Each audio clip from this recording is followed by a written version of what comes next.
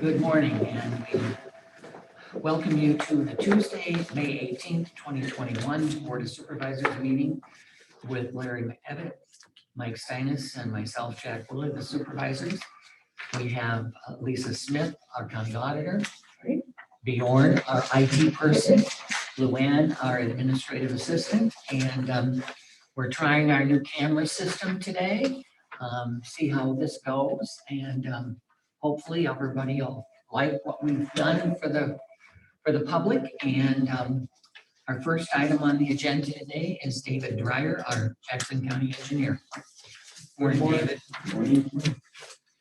Got a number of items for you today. First item on the agenda is a entrance permit, a Class D field entrance permit for Darren Johnson on 429th Avenue, north of 193rd Avenue. We recommend approval of that permit. So second. A motion and a second to approve the entrance permit for Darren Johnson. All those in favor? Aye. Aye. Motion carried. And next on the agenda is possible bridge resolutions.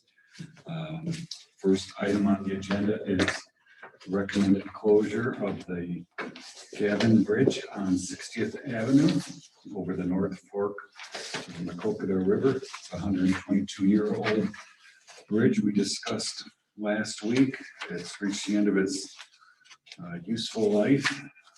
It's 110 feet long, pinned Pratt Drew truss built by a bridge company out of Chicago.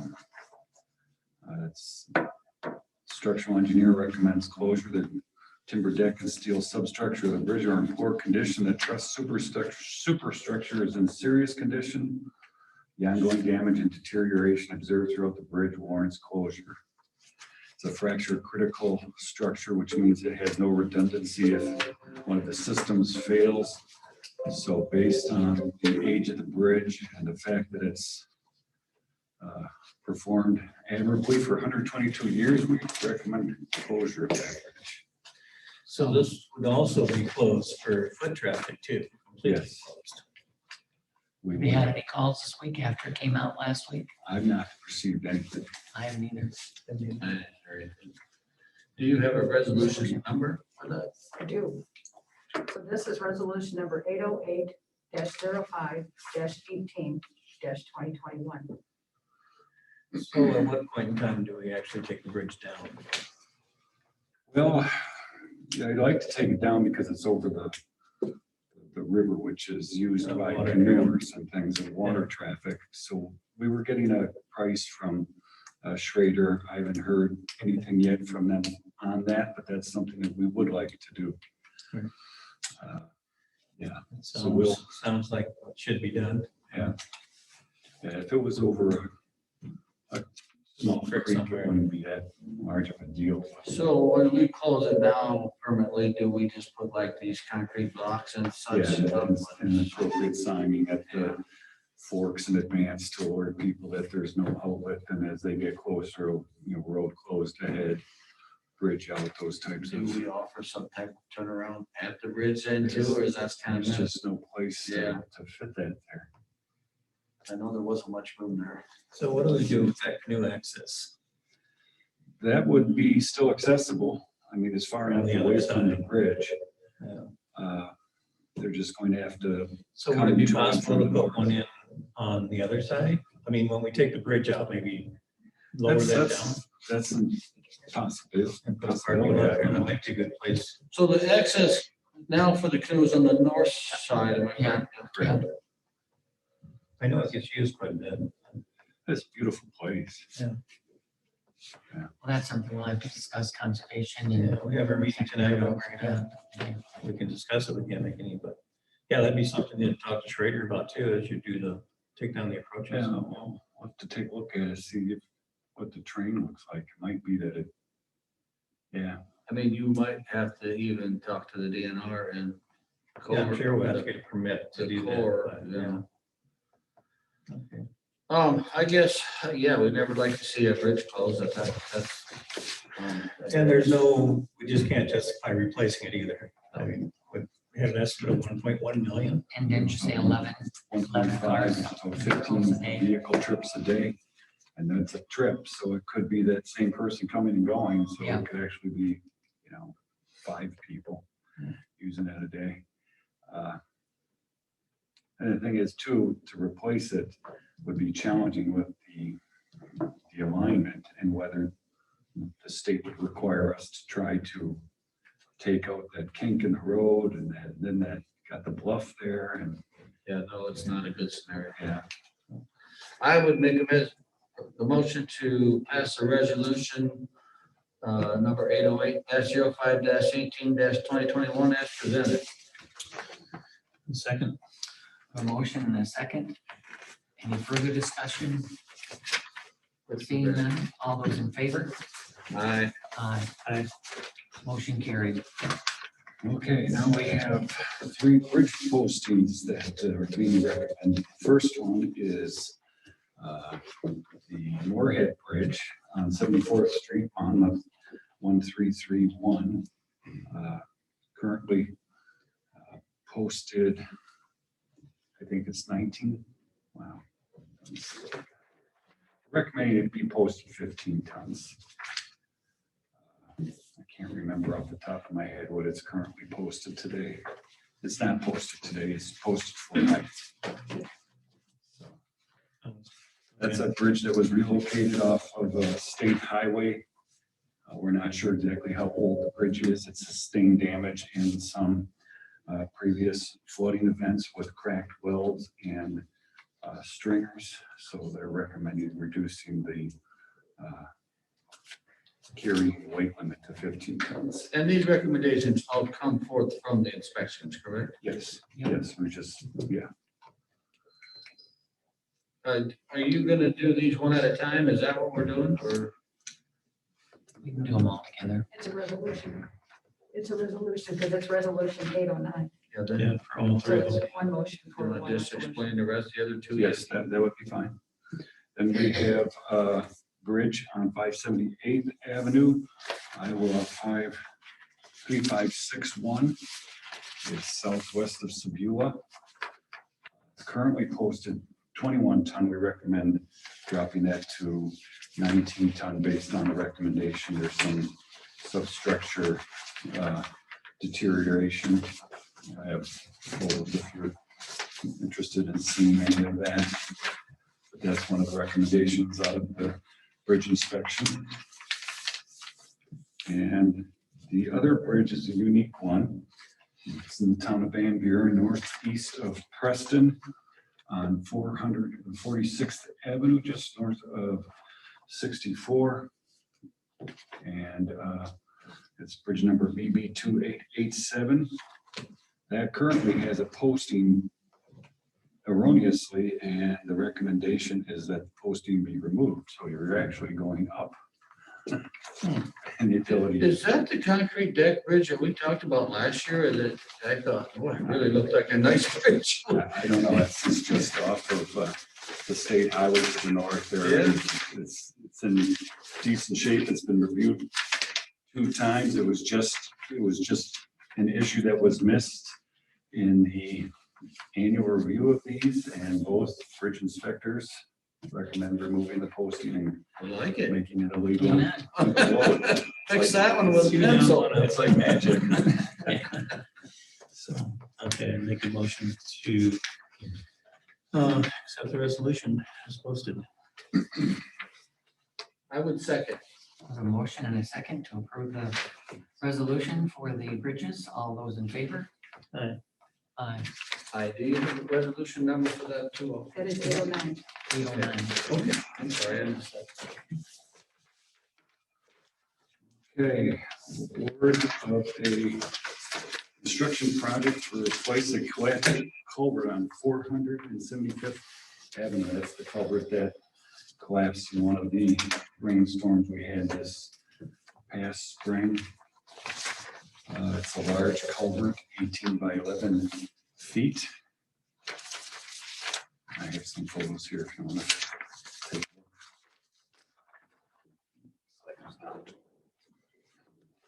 a look. Yeah, a large diameter culvert. Yeah, you can walk through that one. You can drive through that. Yeah, it drains quite a large area. The culvert alone is $120,000 item. So we went out for bid. 4 companies received proposals from two companies that submitted bids was S2 Construction and Connolly Construction. S2 Construction was the low bid, had $174,754. Connolly came in at $183,332.80. We recommend award to S2 Construction. The critical path for that project will be securing the culvert, which is a pretty large piece of steel. I think they have to get it from Kentucky. Completion dates that they're required to hit is first part of November. So as soon as we can get this going, we get them underway, and hopefully they can start the process of securing that culvert. Getting it worked on. Did I hear you correctly saying we probably won't even get the culvert till November? No, the completion is Completion due by dates. November, but hopefully they can get that culvert in short order, but that's going to be the tough part about this project. So So we're it's into completely harvest. closed now too. Right? Yeah, Yeah, we'll be into harvest season and yeah. we can, see if we can't get them to. What push would it box forward. culvert cost? I'm not sure what that would cost compared to this. Or is it any Steel. faster Yeah, than when that? couldn't tell you. My guess is that would be pretty dramatic because when I looked at that one we did there west of or east of St. Canadas last year, and they double boxed that, and that culvert wasn't near the size of this thing. It wasn't? No, And this is 18 by 11 feet. or that it actually was a bridge, but it was just a little. Yeah. I would make a motion to approve the bid for S2 construction and approve the repair. Second. A motion and a second to approve the low bid of S4 Construction. All those in favor? Aye. Motion what- carried. What did the one at St. Canadas cost? I don't recall. I can find out. I'm just curious. And I'm sure it was a lot more than 170,000. Yeah, it'd be nice to know, I guess, what a box culvert would do and I would consider it. Suppose it's just whether it can hydraulically carry the. Yeah. load. The last item I have on the agenda was put on here is just an update of the bridge damage at the Kenilworth Bridge, 82nd Avenue. I think I mentioned last week that the insurance company agreed to pay the costs associated with repairing the damage, but they did not include the cost to paint. So we countered with the cost of paint in addition to what they had proposed. We have not heard back from them as of today. So hopefully soon. Okay, I got a couple things, David, if you got a minute. Sure. Because you probably heard, last week, we had a substantial accident out at Hurstville and Rockville Road. Yep. I spoke to the mother of the kids involved in the crash and reviewed the intersections. Crash history, there's been 3 or 4 within the last 4 or 5 years. It's amazing because it's clear both ways. It's just. Yeah, when I visit the intersection, the stop signs are visible. You know, There's is the it such a change in thing the as a alignment. rumble strip or a flashing stop sign or That's what we're going to probably do is go with I tell you who would really blinker stop. has a lot of input on that and maybe even get you funding for something like that would be Sean Rupp. He works a lot with the RPA, the DOT. Yeah, Which intersection is it? It's Rockdale Road and Just- Hurstville Road. Oh, just The that person small. turned on Rockdale Road and was going east and didn't stop at the stop sign. So either they were looking at the pond at the interpretive center or Okay.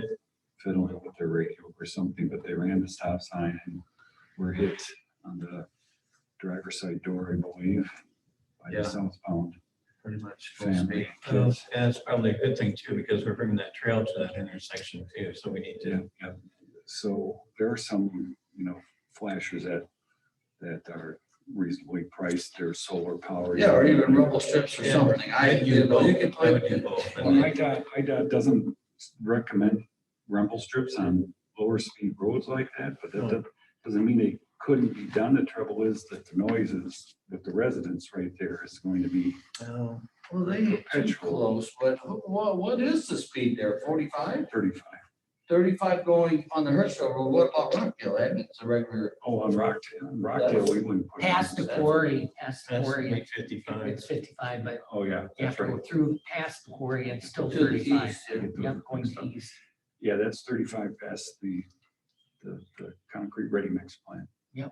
The sheriff's department Somebody just out said there has said that there's a lot of cars run that light on a regular basis. They just Eastbound? don't, they just don't stop. Yeah, I think it could be that they're out of towners. I don't know. It's I think just, these are yeah, local. and I would guess that, but it looks straight through. I guess you don't see the stop sign or the stop ahead sign, but. Well, we have some options. I think that what we do is take the incremental approach and see how it works. Yeah. And then if we still have problems, then you start ramping it up, and then you start looking at the transverse rumble strips and things. Well, we certainly don't I want think we need to do fatalities. something. Yeah. Oh, sure. We already priced out the flashers and things, so.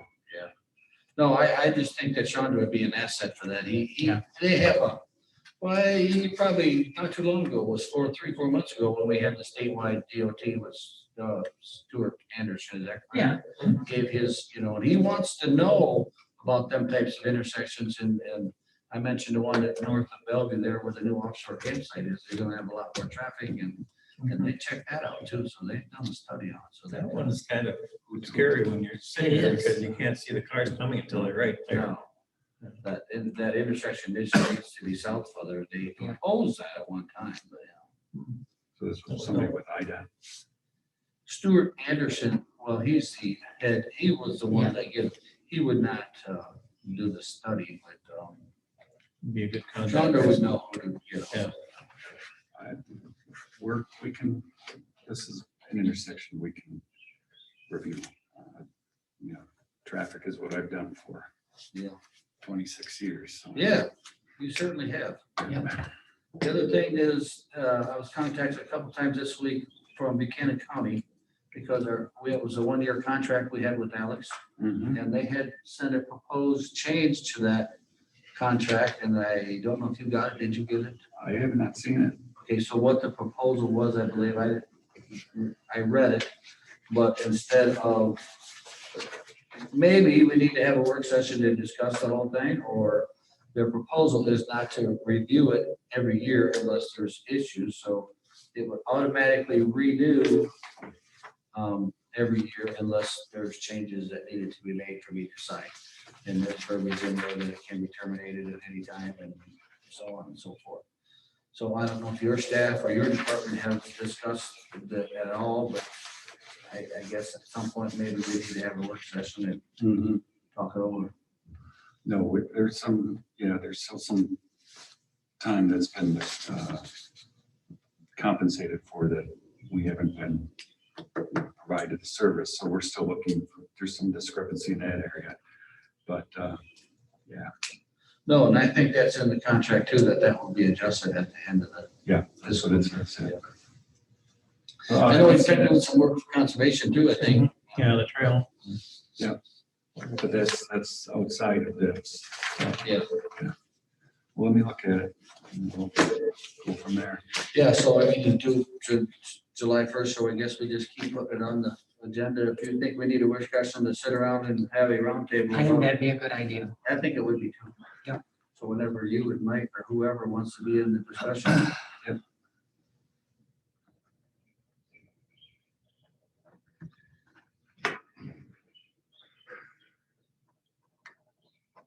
All right. That's all I have, except for the gentleman that told me on the session for that, so he'll probably. Oh, yeah. Yeah, I'll see if we got any call on that. Thank you, sir. Thank you. Thanks, David.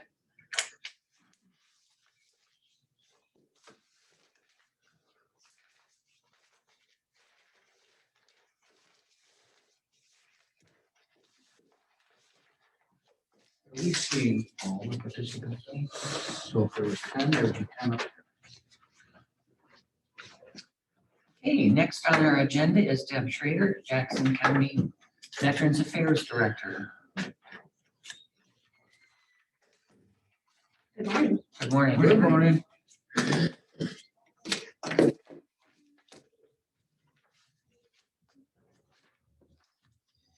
While you're doing that, I'm going to also say that if there are any visitors or citizens, it is time for public comment.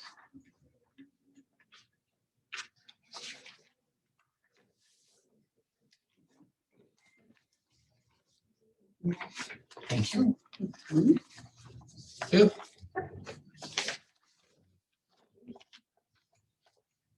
Okay, I don't hear anybody requesting to speak, so go ahead, Deb. I don't have actually a lot of updates. So I'll just talk on the big ones. Our newsletter, we sent out a spring newsletter. We were not allowed to have the fall banquet last year where we have guest speakers come and things like that. So I typed up a newsletter and Brianna did a great job with the editing of it and things like that. And I have had a tremendous amount of positive feedback from the I veterans. thought it was very good. Thank you. This is the same one we got. Yeah, yep. Oh, what, okay. Yes, I had great feedback. At our last commissioner meeting, it was discussed to possibly do that twice a year instead of the VA dinner for the fact that the most we've ever served at a VA dinner was 225, and that's some spouses in there as well. Sure. We sent out 1,100 newsletters, and I think I had 12 or 22 returned of moved away, wrong address, different things like that. So just the sheer number of veterans that we're hitting, I think this is a better way to go. Sending a newsletter out twice a year is still cheaper than the 3,500 that I have budgeted for the dinner. So if it's hitting more people and more cost effective, I think that's a better route to go. Plus then they'll be getting updates twice a year instead of just once. The only negative feedback I heard is it was primarily focused on Vietnam veterans, which the bulk of the veterans in our county are Vietnam. And that being said, Vietnam also had the most current updates that I needed to get shared. As other war eras have more updates, I would include them as well. But for the next one, then I'll try to make sure I have a little bit more on each separate one. The next paper I handed out is one of my just personal victories, I guess, for the office. I was hired a little over 6 years ago. This one in February is the biggest one that I have got awarded for a veteran. I found a discrepancy when the veteran first filed with the VA in 2001, when they came in to see me. And in February, this veteran had 180,000 deposited into their account from the discrepancy that I found. So I was very, very happy about that one. I would be. I'm Yeah, guessing that's that veteran is good. incredibly happy I'm as sure well. the veteran was also. Yes, yes, and it's still pending on some other items, so there is a potential that that veteran could get more, but I'm just happy with that in itself. That's wonderful. We've been having a lot of good feedback on everything. Christy did a great job. I don't even remember the last time I was in here, sorry. Christy did a great job when I was on maternity leave and with dealing with things through COVID. Obviously, we're still dealing, but we've increased a lot of what we do via phone and via mail. So the foot traffic has cut down some to our office, which will also be good with this summer if they're doing road construction out there, that if we continue to do more that way, that will help there. Brianna is doing a phenomenal job learning the ropes, different things. It was a little bit slower start just with me being gone, and Christy wasn't sure what to show her. She's been doing a lot more for VA. I brought it up to the commissioners that I think she should go to the fall I'm sorry, Brianna is the front desk secretary, yes. I'm sorry. No, you're okay. I think she should go to the fall school if they have a new CDSO class, just so she has a better understanding of like our job portion, not necessarily to get accredited, anything like that, but just so she knows what questions to ask the veteran, be more effective in setting up appointments, so she knows what documentation they need to bring, things like that. That makes sense. So she is answering basically the phone for all the offices too, correct? Correct. Yes, yeah, Well, okay. all the county offices. Yes. Yeah.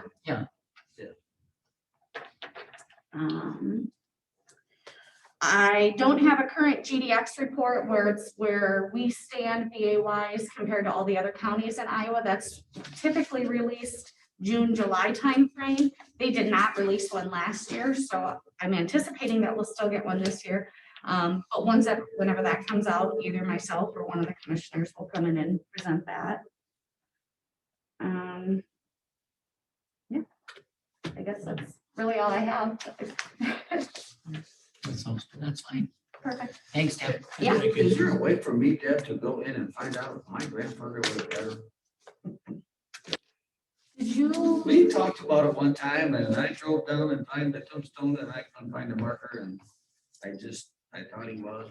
It's just all goes back to Sons of the Legion thing that they're doing, yeah. Sure. The only documentation I would have is what was either brought into us or the recorder's office, or a family member would have to request it if you have any idea of the dates that he would have served. In Jackson County. Yeah, there would have been a graves record then if it was. Or when did he pass? Buried in Preston, yeah, I'd have to. What's the name?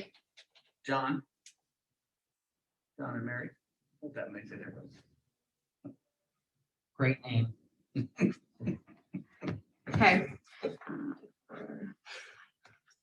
And I think maybe was Christy helping you? I can talk to her. Well, we talked about it briefly one time and I don't know that we ever followed through with it at all. I didn't know if we could find any records there. Sure, and she's out of the office this week, but when she gets back in, I'll I'll touch base. we'll back. do some Yeah. research on that for you. So. Okay, Anything else? thank you. Perfect, thank you. Thank you. Next up is Marty Hulick, Jackson County Maintenance Director. Morning. Good morning. When you said great name, did you mean Mary or John? Hi there, John.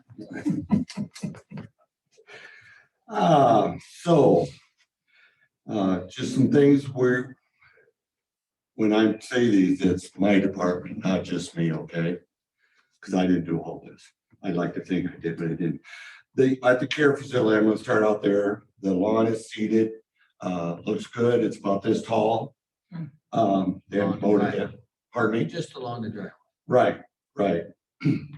I put the fence back up because the gentleman wanted his cows turned in there and we had taken the fence down to haul the dirt over the septic system area. The brush pile has been burnt and buried. And the new pile of dirt there is pushed up thanks to Dave and his department. On the shed, I basically, all I gotta do is I'm gonna put some wide braces on the center post. I got the ends all done, and then when I take the cables down, I gotta put the barn boards back around where we went through the building. And then it's done. The shed that we fixed a couple of years ago, the walk door is completely rotted already. I ordered a new, just the door. And I haven't talked to Mark down there, Hughes, but he thinks he can get that under warranty because it's The frame rotted out. yeah, not the frame, the door itself. Really? Because the frame is a metal frame. But the door is all metal except for the wood around it, and it excuse me, it completely rotted and it fell off. We put some big long screws in it trying to hold it, but it isn't gonna. Is that Where's this at? At the care facility on the yellow shed storage Oh, shed. okay. All right. And let's see, where was it? You could maybe put just a little something over the top of the door, like a little grill. Oh, to keep it, it's got J trim around it to keep, and then that funnels it off. It's just, the only place it rotted was on the bottom hinge. And it just, whatever was, There's cement in front of it? no. No. No. Okay. I'm even thinking like the cap you use, or not even cap, but like a 6-inch elbow, just reverse it where it comes out and puts a little To keep the water off of the, off the door. Will do. would help. I mean, it'd be a simple, just a couple screws and three Yep. other screws and you got it. We'll do that. Let's see. Here at the courthouse, the lawn's been sprayed, fertilized, and got the mulch in. Mike did that, the mulch. And some of this stuff, I don't know if I told you already, but I turned the air on and I had air control. That's who Brent Wells recommended we have work on the air. I had them come here for the initial startup, because since it's been worked on, so it make sure it was working good, because I'm not thoroughly trained on that. I know how to turn it on and how to watch it, but I don't, so I had them do that. Everything seems to be working good. Again, we had water in the basement. I would like to somehow change the parking lot over there. Back in the day, Steve DeVries was here. We redid the parking lot and he poured the cement right flush with the wall. So when we get a big rain, all the rain comes down the street, comes in the. We did, we approved. We that. approved having it done. Okay, you did tell me that, but I just want to let you know I'm doing that. Good. Cause, Well, you're getting bids for that to be done. correct? yes, Yeah. yes. Let's. First, I'm gonna talk to Dave, kind of get his opinion, what he thinks we should do, and then we're gonna work something out. So when I put it out for bids, we know what we're bidding on.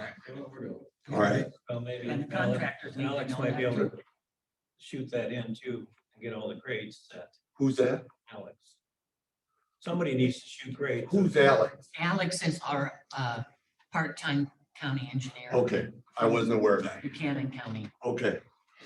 Well, back in the day, the cement, the parking lot floor was this far below that wall, about 4 inches. Then when we poured it, instead of digging it out, we just poured 4 inches of concrete over top of it. And then it flushed. Well, then the water would come in, go over. So then we poured a 6-inch wall on top of that, pinned it. Okay, so the problem with that is the cars come in, hit it, and after a while, it's all loose. I take the skid loader and slide it back. All the re-rod has rotted and it just moves wherever. So then now the water goes underneath it down the window in the extension. We did go buy some caulk and caulked it for a temporary fix until, but what we need to do is just lower the parking lot back down 3 or 4 inches just to turn it away instead of pushing it flush. At the time, I told Mr. DeVries that wasn't a good idea, but it fell on deaf ears. That's already. We decided to do it. Let's do it. We're gonna do it. Let's do it. All right.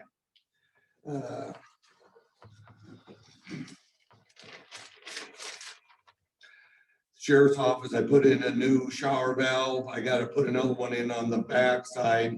I think I may have told you this already. They broke the handle off. Down at the senior citizen building where we put the new rod in for the water valve because it broke off. Poured the concrete there, got that done. The Toro lawnmower, I'm working on it right now. It's all rusted out on the deck and the pieces all fell off and it hit the blade, broke the blade. Getting some flower pots for this door here and one over there. And down at the shop, the county shop, Mike replaced the door for them to help them out. It was rotten too, I guess, or I didn't even look at it. They ordered the door, we put it in for them. And other than that, that's about it. Shrubs. Coming out, it's on my list. When I get this done, I'll go do this. I saw Mike took all the rocks up and moved them over to another place where we needed some. Yeah, we're working that way. We just take that. Bids for Andrew Jackson concrete. I got one. And that's all the bids I got back. And I called 6 people. So do we need to make a decision? Before you do that, I'm gonna contact one more person I found out, and then if he don't do it, then you can do whatever you want. But Well, they need to be presented. anyway. yeah, I will get them ready and see if I can have at least two by whenever I come in again, next Tuesday. And then bring them in and open them here. Yes, we will do that. I mean, you've got all the local guys that tried, they're probably all busy, but, Yeah, I think I contacted 6 people and I got 1 bid back. Where are you going to be at about 11:15? Where do you want me to be? Just come and find me. Okay. Thank you. You'll be in the building Yes, I will. at 11:15? Yep. All right. 10:40. And while Marty's still here, and I know that Larry, you had a discussion with Mike, and it's specifically concerning the gazebo. Mhm. They take the opinion that the gazebo can be saved. They did repair the bench. I showed them a way to Yeah, reset the legs and stuff, and they've got that all set nice and straight. So there was a discussion from Mike Reagan, Mike Tracy, Larry, myself, about saving the gazebo and restaining it, Yeah, staying about, Well, if we're gonna keep it, we have to make it look like it's And that's- supposed to be there and Okay. not just a afterthought. so that was the discussion that day, and I said we would bring it before the board to see what the board's wishes were, but based on that discussion that morning, both Mike and Mike thought they could re-support it, I guess is a way to put it. I guess I don't know the correct terminology, but they It felt. that seems like was- the posts that are supporting the gazebo lower, maybe 2 inches are bad. And I said, you can put a jack in there, take it up, cut it off, and just lower the whole thing down just that little bit. Then you have new lumber. Yeah. Very simple project. Yeah. So I said we bring it before the board, and if it's okay with you. Well, it's fine with me as long as it If looks, it's gonna stay, we need to maintain it. as long as it looks So then presentable, we'll because it tell- sure We'll doesn't tell Mike and now. Mike that when the weather clears, to put that on their to-do list. Did we get, yeah, that's good by me. Okay. Did we ever get the septic inspector back up there to know? he has not showed up yet. Okay, anytime. He said it'd be a couple weeks, so I don't know if it's been 2 weeks yet. A couple weeks. Yeah. For sure. So touch base, so we Yeah. can get that seeded and down, so they can have a chance to mow that too and keep it. Yeah. Like it's supposed to be. We kind of missed our window there, I think, already. For what? It's gonna get hot next week. Yeah, yeah. Seating, yeah. Well, the way they covered that up there, I was surprised how quick that grew. You know, use a grass seed lays there for, excuse me, a couple weeks before it comes up. And I think within a week, it was peaking up. I Yeah. picked the straw up and it was growing. Looks good. Anything else? Nope. And you are gonna be in the building at, was it 4 o'clock? One more thing. Okay, Jack brought it up this morning. If you're gonna take time off, let somebody know. I always do. We'll- I always call in, huh?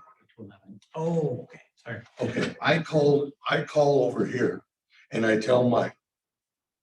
And I talk to Mary over We're here. gonna discuss that at board. Okay. All right, thank you. I have one other thing. Okay.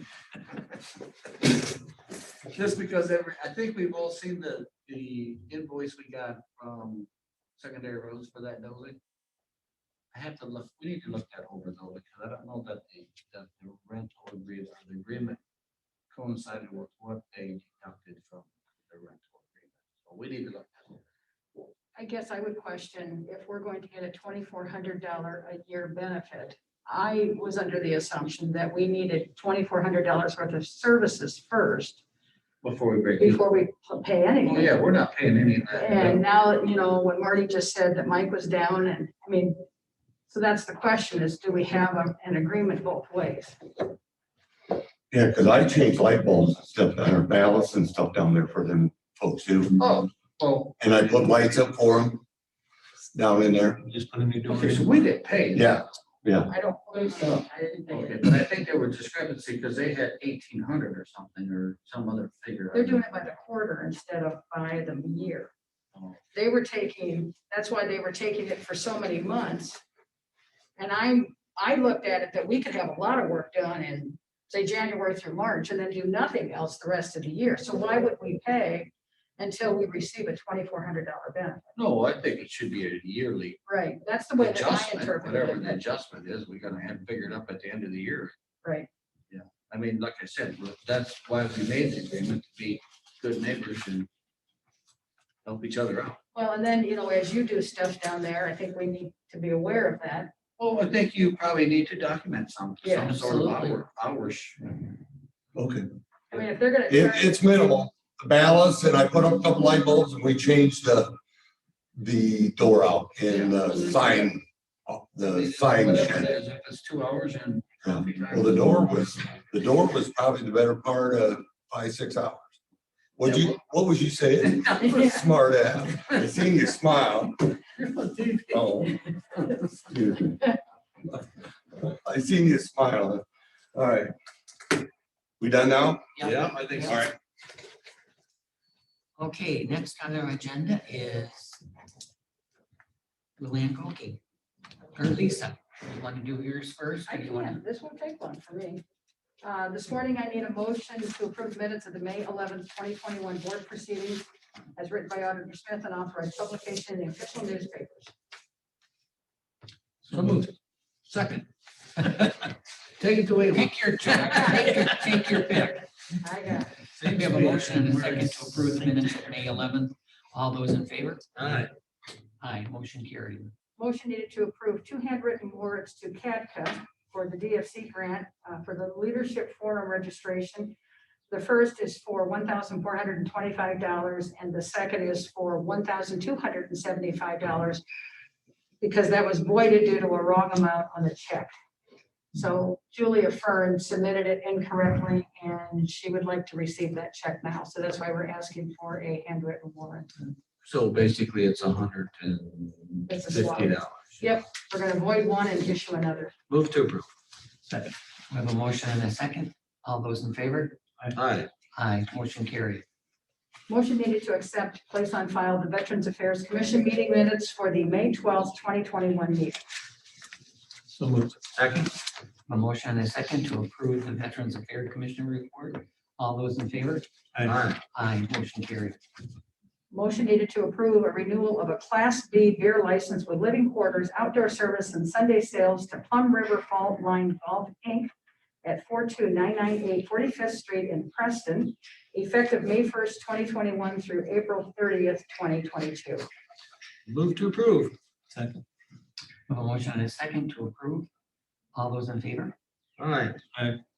Aye. And Motion carried. are you ready to formally set up your temporary redistricting committee? Yes. Okay. So I need to know who they are and if you make a motion to that. On the Republican side, it would be David Kendall, Mary Kay Cregan, and Monica McHugh.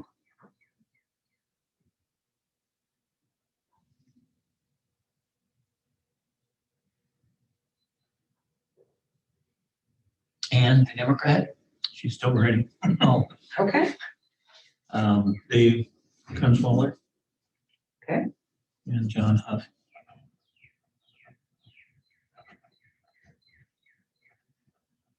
Wonderful. Can I have a motion? I would motion to approve the names of the temporary redistricting committee as presented. Second. a motion and a second to approve the committee as presented. All those in favor? Aye. Aye. Motion carried. Is that something to do with the census when they get that back? Yep, they can't do anything until we get the census report back. So I did fill out a form yesterday from the Secretary of State's office concerning our redistricting. I put in what our plan is and who to contact and such, so the ball is rolling at the state level as it funnels down to the county. So, I thank know you. there's delays and everything, so Yep. yeah. No, I appreciate that. Thank you. And that's all that I have for the board today. Thank you. Okay, next we have Luann Cokie. And I see we have our first fireworks permit. We do. Coming up, man.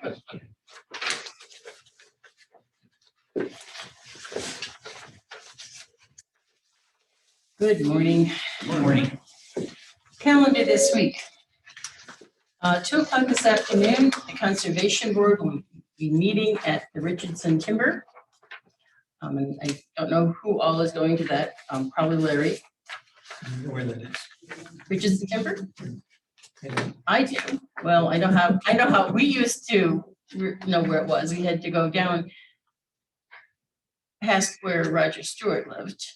Oh, okay. And just, when you get to the 90-degree turn, where you ordinarily, You mean where Turn his to the right. farm is? where his farm is. Yeah. 'cause Yes. He lives. He lives in here. town now, Yeah. right? So you go past the farm. You go all the way to, there's a 90-degree turn to the east, Okay, but the way we used to talk about, it, you just go straight at that corner down into the timber. oh, okay. You better check with Nathan. And I haven't been down there for a long I time. had no idea why, even what part of the county it was in. Oh, yeah, I guess we did. Okay. 5:30 this afternoon is the Mosaic Community Ambassadors Meeting by Zoom for Jack. At 6 o'clock tonight is Jackson County Economic Alliance meeting by Zoom, also for Jack. And at 6 o'clock tonight is the Conservation Board meeting, regular meeting at Prairie Creek Pavilion for Larry. And any of the others that want to go to that. It will not be on Zoom this time, like it has been. Wednesday, May 19th at 1 o'clock is Isaac's webinar on conservation for all of you. At 1:30 is the Jackson County Security Advisory Committee meeting for Mike and myself. At 4 o'clock is ECIA Executive and Council meeting in Dubuque for Jack. Thursday, May 20th at 9 a.m. is the Housing Trust Fund meeting. I believe that's going to be by Zoom for Mike. At 1:30 on Thursday is a webinar online attraction for shrinking budgets for all of you. And at 6 o'clock Thursday night is a Limestone Bluffs RCD meeting by Zoom for Jack. I believe we also have a jail advisory committee meeting at 3 o'clock on Thursday afternoon now. Friday, May 21st at 11 a.m. is a state workforce board meeting by Zoom for Jack. On Saturday from 8 to 12:30, Jack has an early childhood spring conference meeting. And that's also by Zoom. I think I haven't got the information quite yet, but Monday, May 24th at 4 p.m. is an early childhood Iowa council meeting by Zoom for Jack. At 5 o'clock is Mississippi Valley Workforce Board meeting by Zoom for Jack. And at 6:30 is Mississippi Valley Workforce CEO meeting by Zoom, also for Jack. And then at 7 o'clock, Jack has Together We Build. So it's one of those Mondays for It's your Jack. lunchbox, but Busy day. Our next regular meeting will be on Tuesday, May 25th at 9 a.m. And at 11 o'clock that day, or whenever the meeting is done, is the conservation tour to some of the conservation areas for all of you.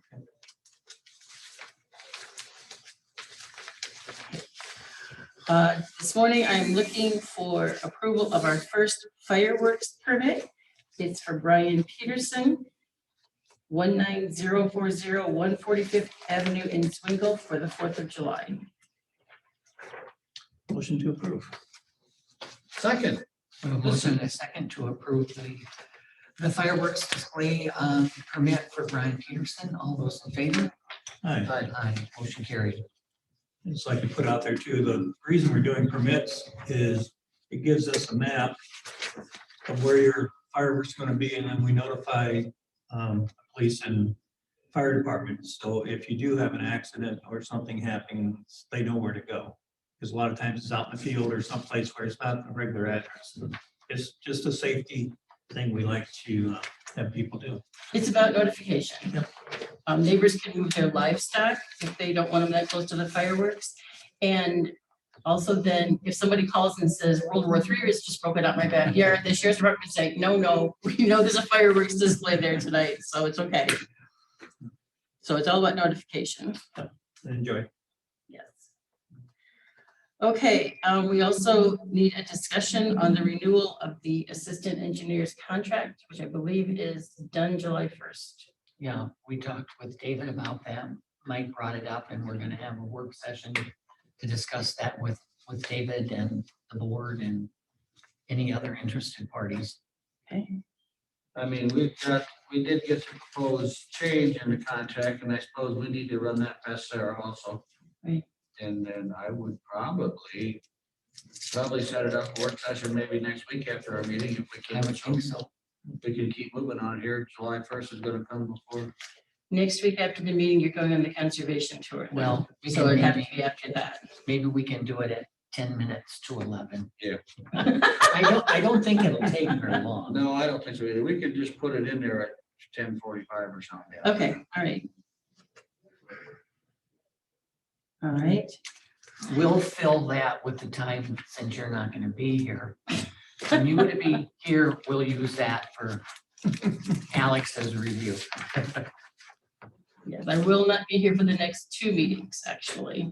Yeah, we know. I know Jack's worried about it already, so. Our world's gonna fall apart. No, Lisa's got it, so we're all good. It's all good. The last thing I have on my agenda today is the discussion on the face mask mandate, which currently expires on 1st of June, May 31st. Well, I know that Mike has been inundated with phone calls. I've had a few. I've had two. And just wanting to know if we were going to stick with what we have with the mandate going through May 31st. A lot of people have a lot of places they're looking at social distancing. They're making the masks optional. You know, I guess I've been keeping track in the Telegraph Herald, and lately we have not had many cases. I think the most we had was 2 last week on one day. So, you know, I know that they're concerned with graduations, with prom and all of that stuff, the kids having to wear masks. I'm still somewhat hesitant, but you know, I guess it's up to the individual. If they want to wear a mask, they certainly should do that, but I don't know what the board's feelings are about getting rid of the mandate from the county. I guess myself, I've heard a lot of comments both ways. I would say more to the fact that to follow the CDC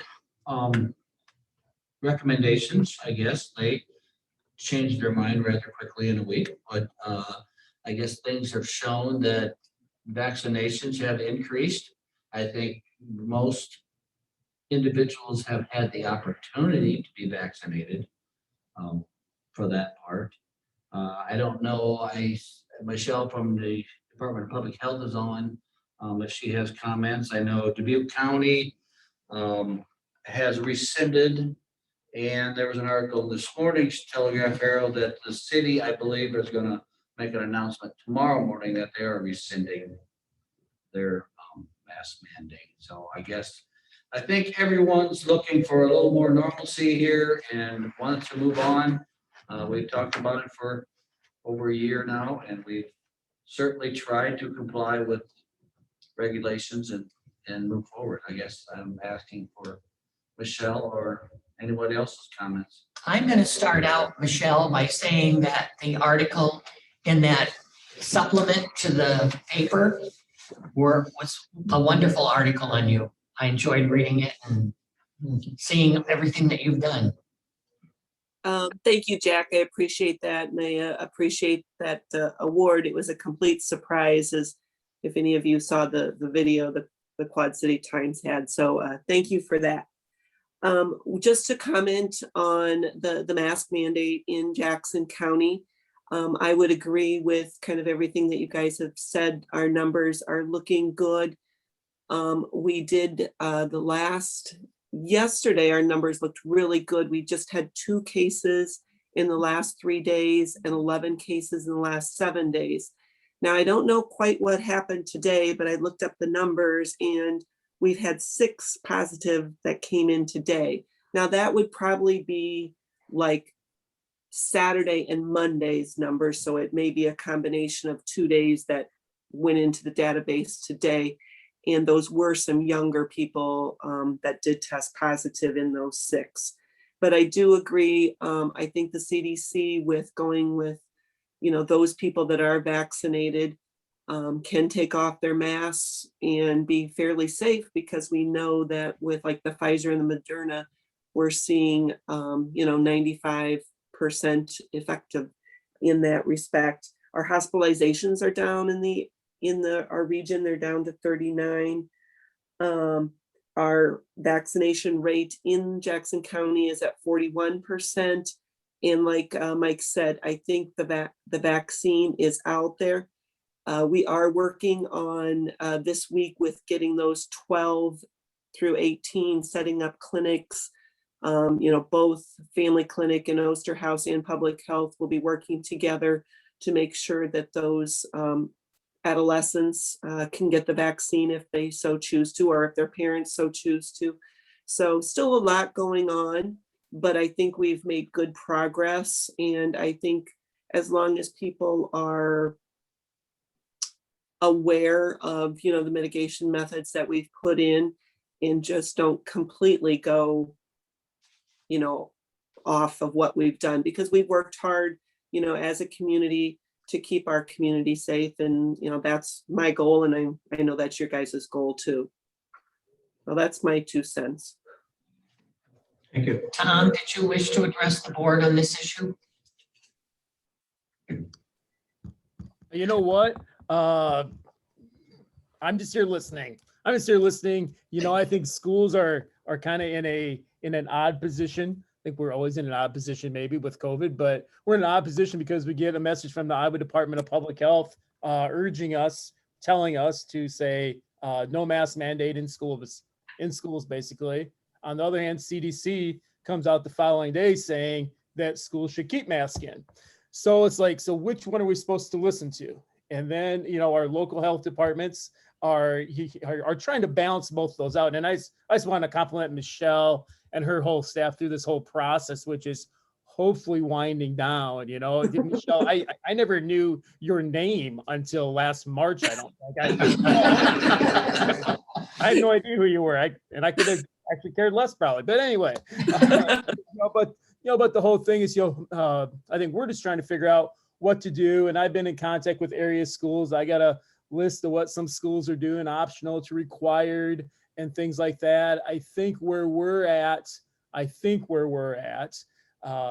is that if the county does not have a mandate anymore, we may look to not mandate it in schools, at least in some areas that way, changing up that way.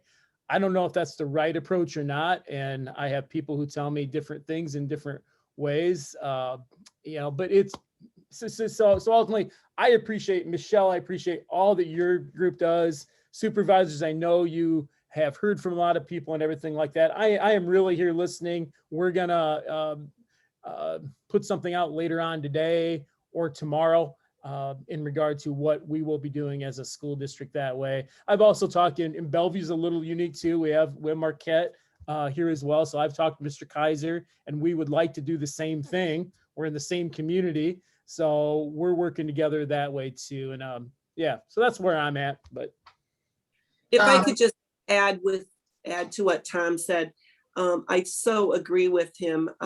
As many of the schools know, I was just taken back a little bit by where the Iowa Department of Public Health came out with saying that schools should reconsider their mask mandates 2 weeks before the end of school. When the CDC is saying, yes, we put out that mask mandate on vaccinated adults, but we think that schools should remain with the mask mandate until the end of school. So it really put us all kind of in a sticky place. And when I talked with the Iowa Department of Public Health, basically what they were saying was, we want to turn it back to the locals to make the decision. And so therefore, it even put us in a stickier place. So I know the school districts, I can't give enough kudos to the hard work that they've put in to, keep the schools safe and those numbers low. And I totally get with wanting to release the mask mandate, but yet when you think about how hard we've worked to come where we are now, and I think, what do you have, 7 days of school left, 6 days of school left, and to kind of open it up. But I totally understand both sides. And so I'm just a little bit cautious, I'll just say that way. if I can just add to that, As am I. I think caution is a huge thing, and just trying to maintain the right environment in schools. We've strived for that all year long. And then if we do something like this, are we going to have an impact that way? Not just in school, but beyond school. That's the thing I always think about, talk all we want about school, but it also goes beyond the school walls. And I think that's the thing, you know, we're really getting this under control in our state and nation. We really are, you know, and let's not go backwards and things like that too. So I'm not saying we will by any means, you know, go backwards, but I think it's always being cautioned, but you also have to have a balance there too, you know, and I hear that from some people that have emailed me in the last couple of days, and I've had both sets of emails and both sets of conversation, and I've had some nasty emails too. So anyway, Sure. like all of you get sometimes. So Tom, do I understand too that you had a conversation with the Makota district, and I did have a conversation with one of the school board members here, and is it true that they're allowing the parents a choice? Is that correct? I believe, from my understanding right now, Easton Valley is making it optional. Makokata is sticking with it, from my knowledge. At this time, I had an email or a text message from Chris Hoover last night that they are sticking with the mask requirement at this point for the rest of the school year. I believe that's what I heard, but I have a list. I mean, I know what some other people are doing, and they can be same county doing different things as well. I know some things in Clinton County and things like that too are different depending on district and stuff like that too. So that's what I know. Yeah, and I believe when I talked to the school board member, I was under the assumption that they was gonna leave it as a choice, as a parental choice. So I don't know. Yeah, I believe know they make it required. We certainly hope that people still use their aware of it. I know Tom's, just as a note, I know Tom's working at it, as I got an email at 11:30 last night and one at 4 o'clock this morning. So Oh my gosh. Well, that's pretty bad if you're sitting at your computer at 4 o'clock. Well, I didn't read it at 4. Okay. Well, I think, you know, I think that's the important element, is that people have to be conscientious about their environment. And, you know, I think if we make it optional and leave it to them, I hope they use good sense.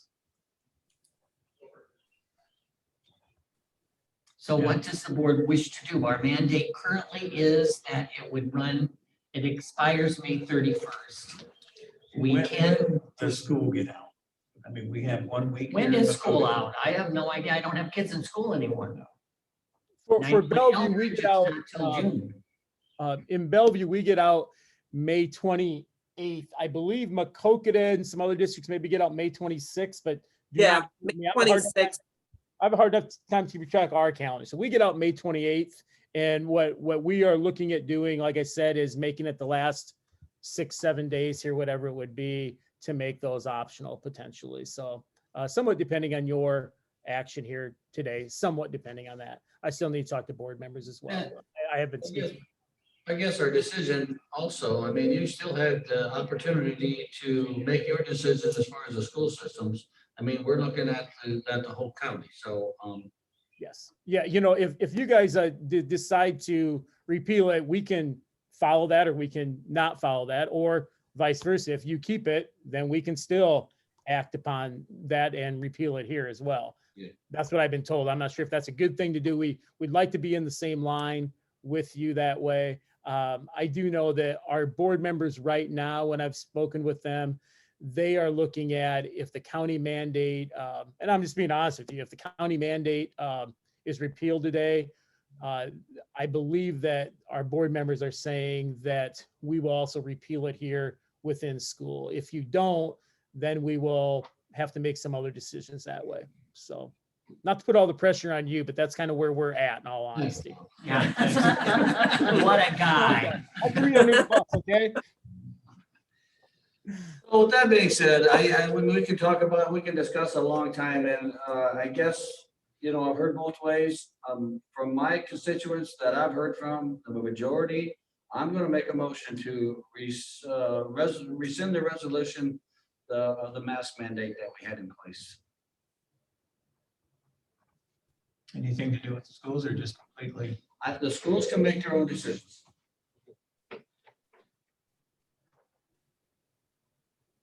Yeah, I guess I would side with that.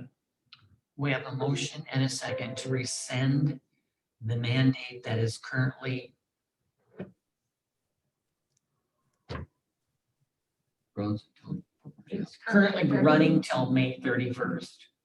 And you would make it effective. So Do we do it today or do we do it Tomorrow.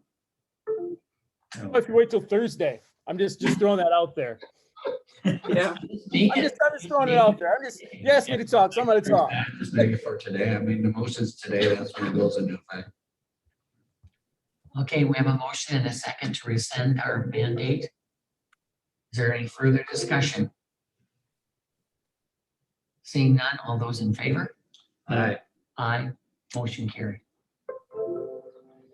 And with that, I would probably also rescind the motion that the courthouse mandate also be rescinded at this time. Second. I have a motion and a second. To rescind the mandate for the Jackson County Courthouse. I would also like to make a comment that we hope that people use their good judgments and common sense to be aware of everyone else's, Well, that was. respect everyone else's I guess that's what I said all along. is that space, yeah. They have to be conscientious about others, not just themselves, but they have to look out for themselves too. So I would anticipate that there will be employees still wearing masks in the courthouse.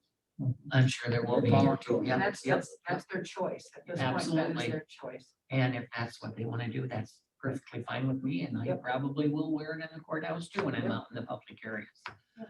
Okay, any further discussion? All those in favor? Aye. Aye, motion carried. Thank you, Michelle. thank you. Not to interrupt, one quick question. This goes into effect now then? Yes. Yep. Okay. As soon as Thanks, Tom, for all your work.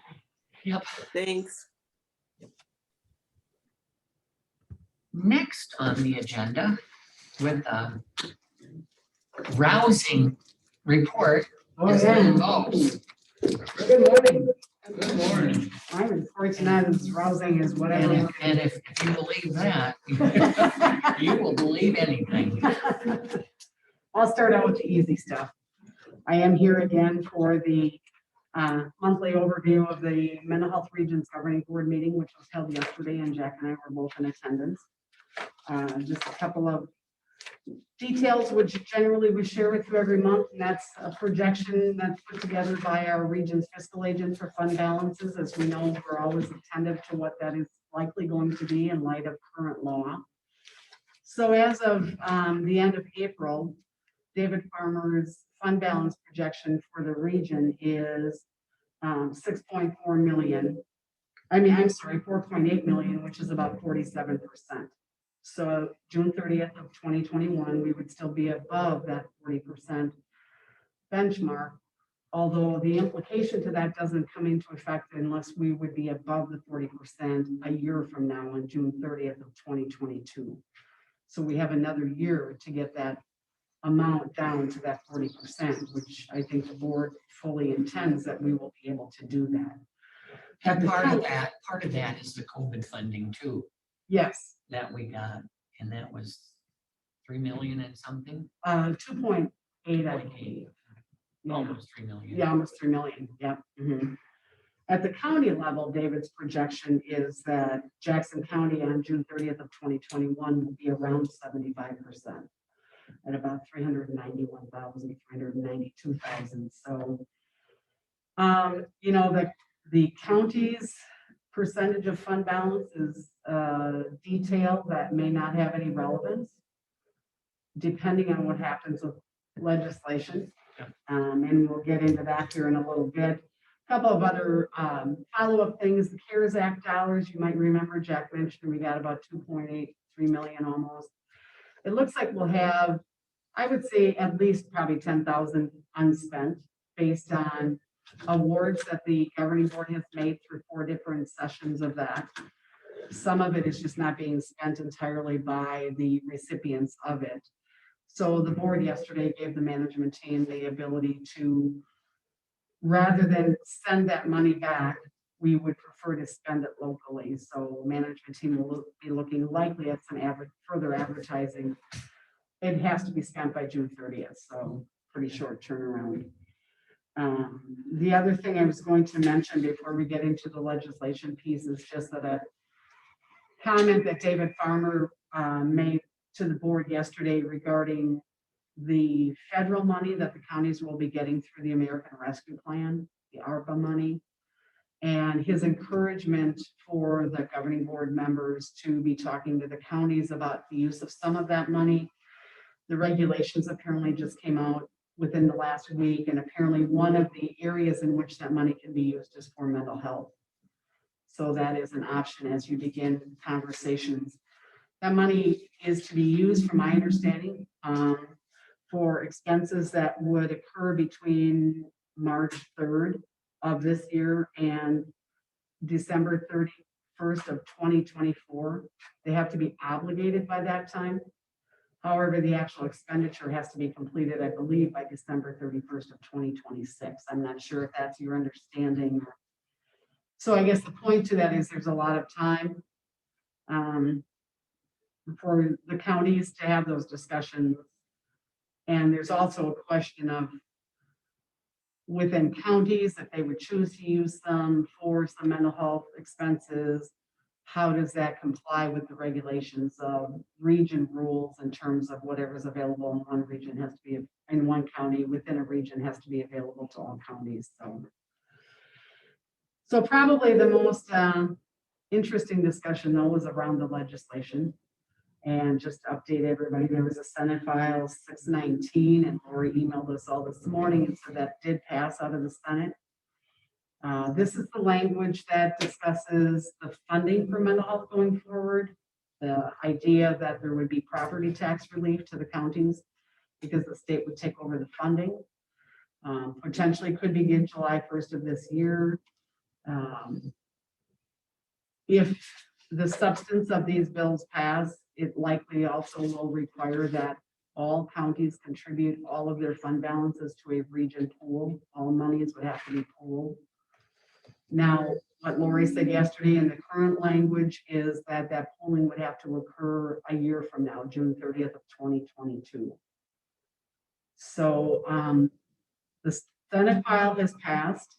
Mary Wolf was in attendance yesterday, the House of Representatives from the Clinton area, so she spoke a little bit. Her comments were that she knew that there would be a bill coming out of the House. It appeared to her that there would likely be some compromise between the disagreements between the House and the Senate. If you remember, the House was opposed to a large amount of the information in the Senate bill. But it sounds like there is some compromise, and it sounds in general like there's a sense that whatever is passed, it will include the state taking over the funding of the mental health systems. I would say that that seems to be the general feeling of people that are in the know right now. So I heard on public radio and young Grassley out there, Oh, yes, in the House, yeah. his statement was, well, if we can take, the state will take it over. So if the counties aren't providing the services that they need, then we can take the money back. And I'm like, they Okay, already control the money by their levy. So I don't know if he understands what this bill is about either. well, possibly what he's referring to is another piece of the bill. And that is, and again, the House file bill, I believe, is House File 893, if anybody wants to look it up. And I don't know if they might even be voting on that today.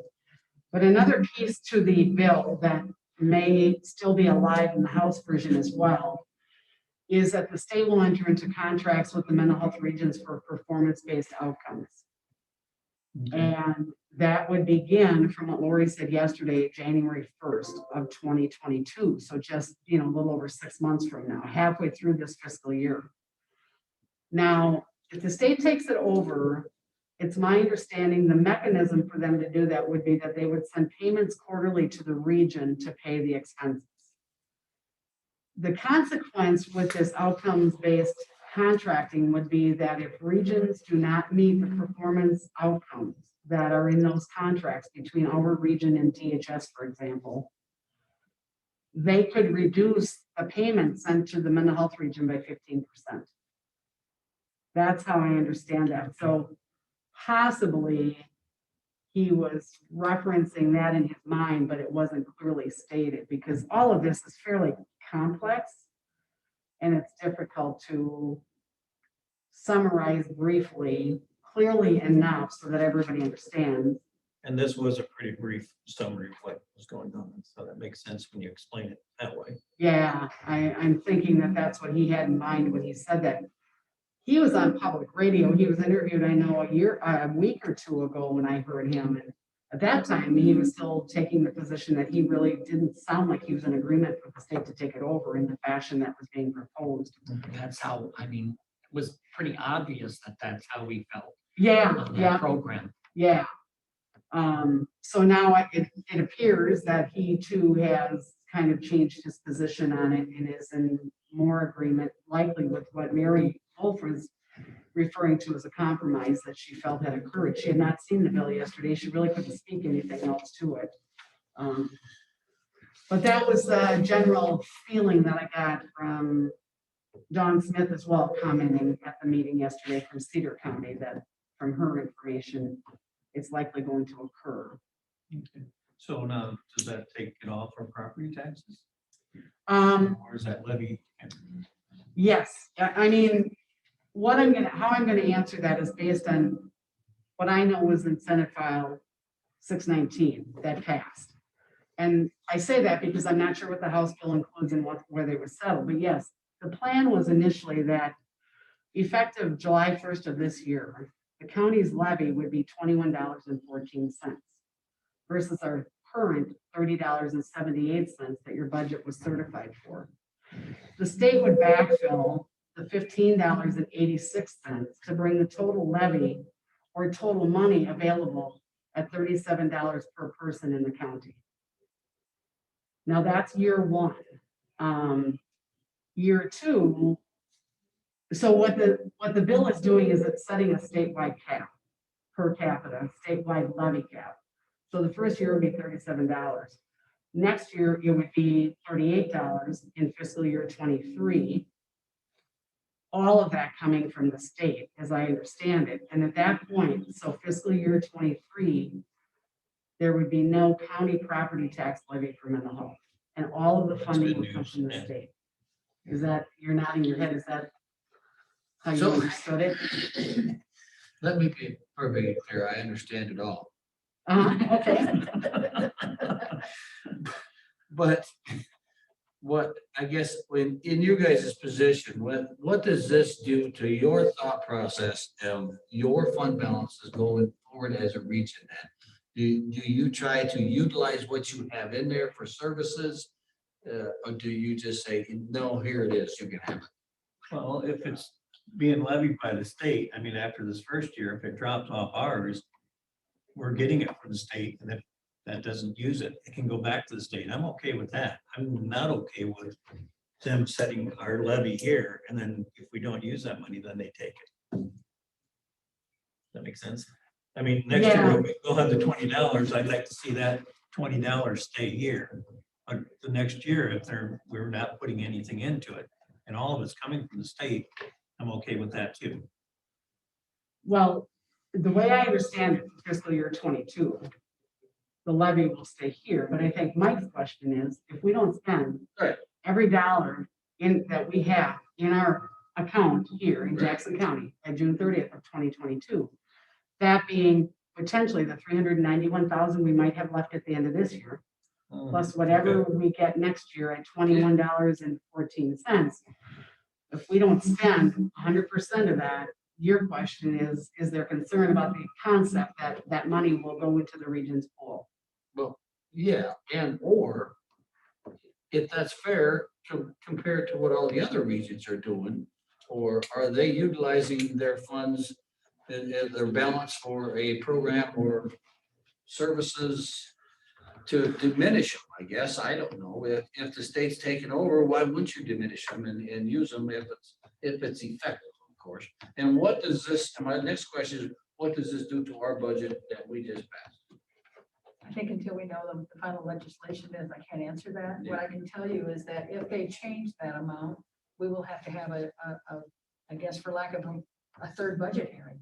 Yep. We would will. have to, we've already had two, we would have to have a third to, And I'm sure change that our the state budget. will allow us to do a They would have revision to. to our budget.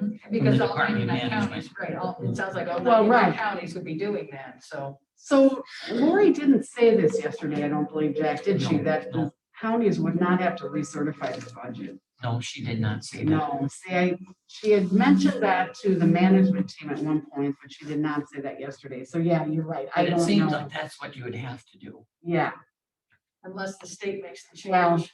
in the state, because, and I think that And they was, do that. that was her rationale for where she heard that from. Where she heard that from, I'm not sure if it was from the Urban Coalition lobbyist or from whom. But it had been suggested, I think, to the CEO group at one time. But again, who knows where all of this is, where this dust is all gonna You know, settle. that's the huge big question mark to me. The state takes it over. They provide the funding. What, I guess my concern is what actual teeth will our region have in the game? If we're not providing the funding, the legislators are telling what you have to do as far as services, what you have to do as far as individuals. I see Does it, that limit our and it's, services that we can offer? it's supposed to be operated through the Department of Human Services. And they already have a mental health division. We all know that. So what will really the role of the regional governing board be? And it's like I said yesterday at the meeting, we all volunteer, we go, we follow the laws, we provide the services. We've done, I think our region has done a great job in being able to provide the services that we do. We look out for the money, we look out for the individuals that are receiving it. But now we're saying, will we have the same authority with the Department of Human Services taking over the funding through the state? I mean, it really frustrates me. I would think it would, for the time and the effort that you guys have been putting into this for the last X amount of years. And pulling your hair out with the regions and the changes and. Well, the thing that really irritates me is since 1996, we've been trying to get them to participate. Mhm.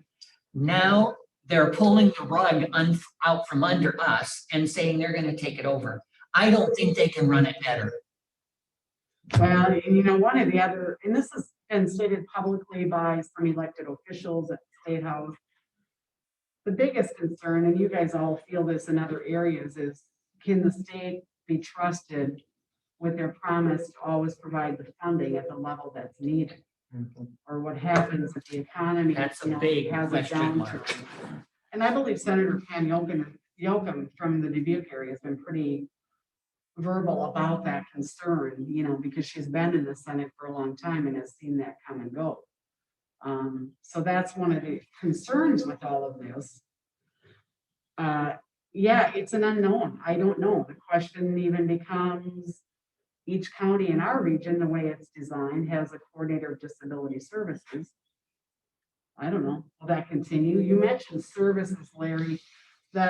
One of the conversations that seems to indicate that, you know, when they did the regions, they created a set of core services required in every region. They created another set of services called Core Plus, that if regions had money left over, they could fund those services. And then there's a third set, category, I should say, of things that are funded.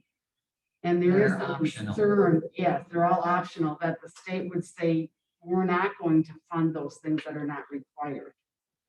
For example, those expenses, and I think I've mentioned this in previous meetings, but when we funded sheltered work as a vocational service, that was not required. Payment for individuals at residential care facilities, where the county has to contribute toward that cost, is not a required service. So, and the challenge with a service like that is currently, I think we only have 2 people in a larger facility and 2 people where we have to pay a maintenance cost every day in a smaller setting. But when somebody presents at a hospital, goes through a hospitalization and isn't ready to return home,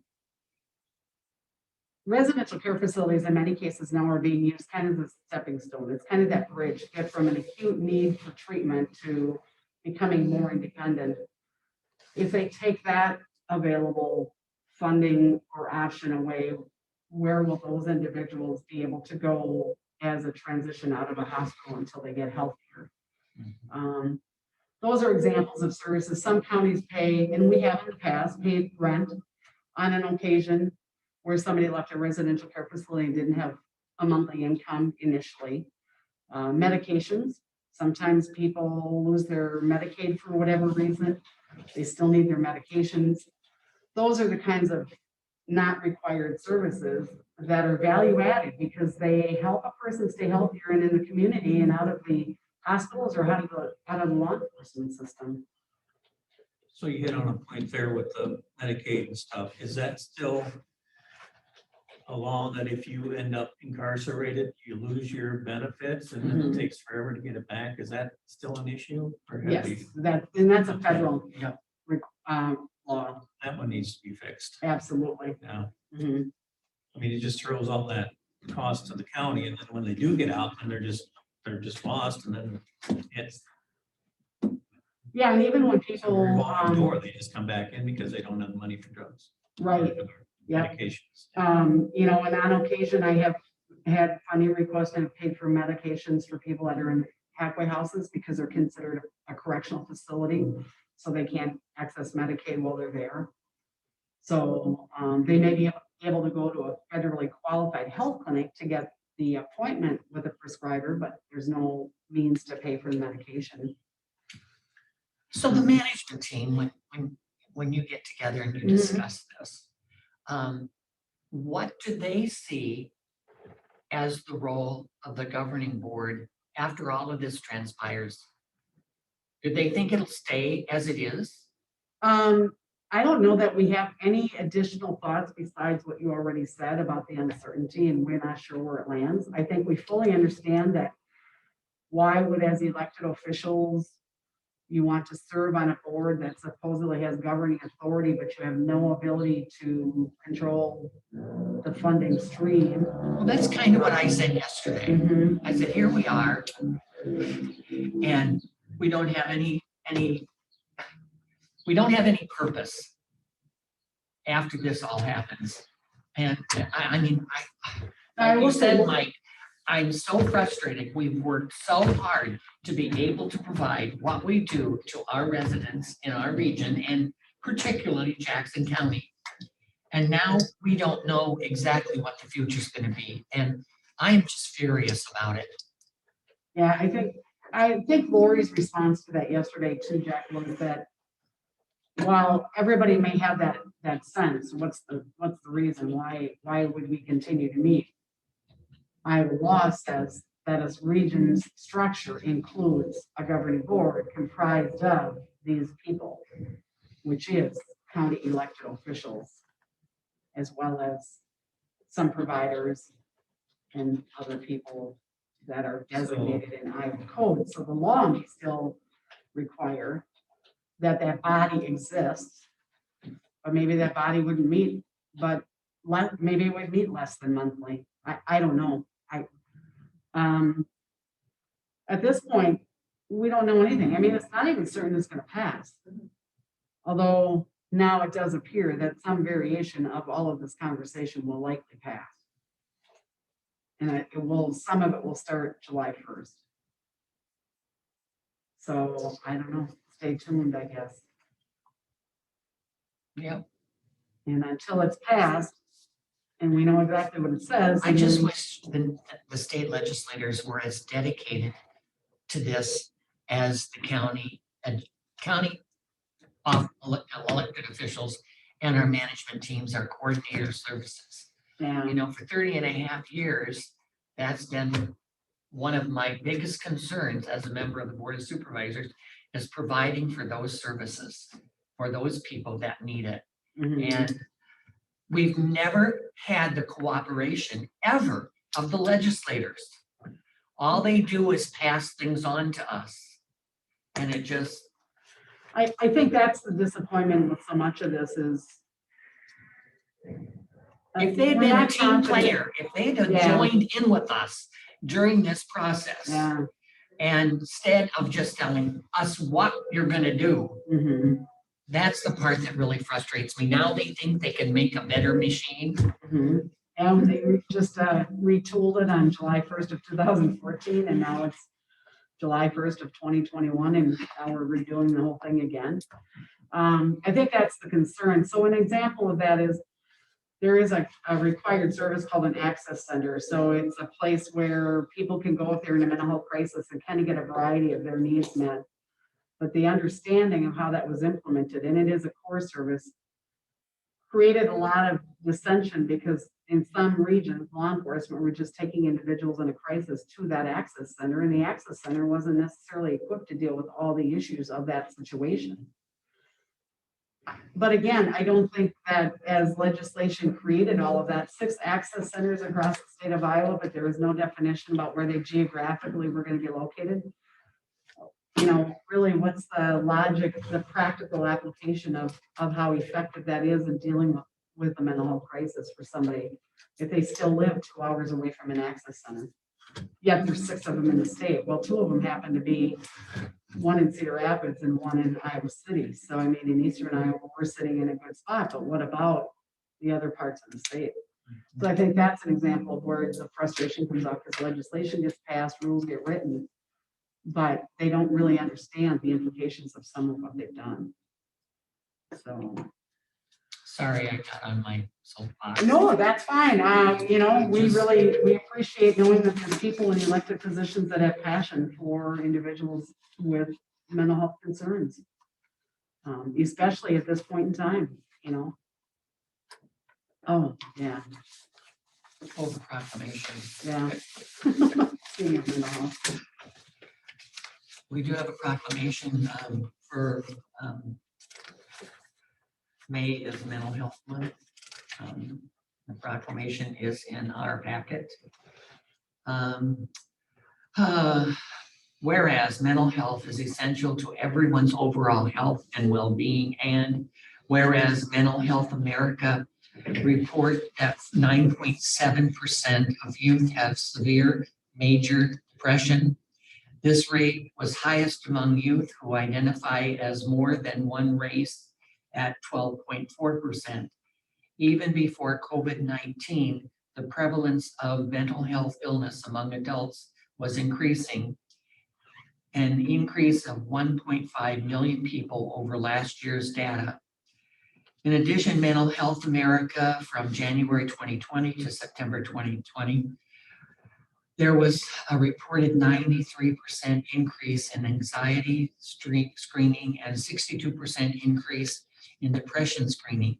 And whereas education is an effective way to reduce the stigma of mental health illness, and whereas mental health illness and are real and prevalent in our county, regardless of socioeconomic boundaries, and whereas we encourage our citizens to get help for mental health illnesses and to understand it is as important to treat as any other illness such as diabetes or heart disease. And whereas each business, school, government agency, healthcare provider, organization, and citizen shares the burden of mental health illness and has a responsibility to promote mental wellness and support prevention efforts. And whereas through increased awareness, we can achieve our goal to abandon negative stigmatism and reinforce our acceptance of individuals seeking treatment. Now therefore be it resolved, I, John J. Willie, Chairman of the Board of Supervisors of Jackson County, Iowa, do hereby proclaim the month of May 2021 as Mental Health Month in Jackson County and call upon the citizens, government agencies, public and private institutes, businesses and schools in the county to recommit our community to increasing awareness and understanding to mental health, the steps our citizens can take to protect their mental health, and the need for appropriate and accessible services for all people with mental illnesses as at all stages. In here witness thereof, I hereto subscribe my name as affixed this 18th day of May 2021. A motion to approve the proclamation. So moved. Second. Been moved and seconded. All those in favor? Aye. Aye, motion carried. So I think that's all I have. Thanks. Yep, Have a good day. yep, I'm sure we'll be in discussion again. I'm sure we will.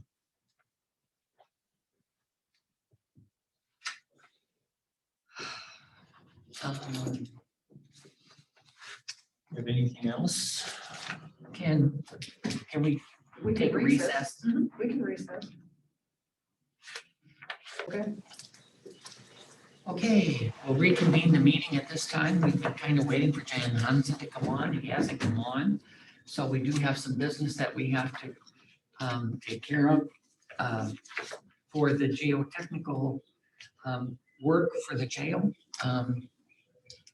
We have two bids, one from CVC, Chosen Valley Testing Incorporated, and the other one from Team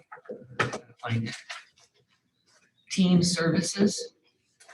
The CVT's bid is for $4,050 and the Team Services bid is $6,400. So I'd make a motion to approve the CVT bid at 4,000. That's a little bit, Chris. yes, I would second that. we have a motion and a second to approve the CVT bid for the soil borings and testing for the jail site. Any other discussion? Seeing none, all those in favor? Aye. Aye, motion carried. To my knowledge, that is the end of our business for today. We do have a work session following this on the Law Enforcement Center. And so a motion to adjourn would be in order. So moved. Second. A motion and a second to adjourn. All those in favor? Aye. Aye. Aye, motion carried.